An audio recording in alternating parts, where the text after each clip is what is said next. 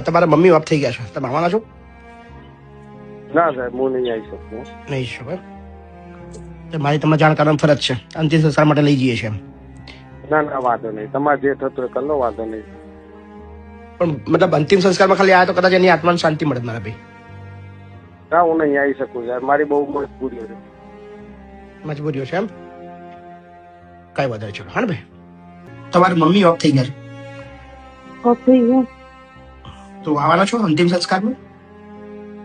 ના બાપુ નહીં આવીએ. હા ને, તમારા ભાઈને બી જાણ કરી, એને બી ના પાડી. ના પાડી એને મૂકવા કોણ આવ્યું હતું બાપુ? એ છોકરો બનીને જ આવ્યો હતો ને, તો પછી એવું કીધું કે ડ્રાઈવર છે એવું કીધું હતું. એ નહીં, એ તો હમણાં તમે સોમવારે છેલ્લો ફોન કર્યો ત્યારે ને.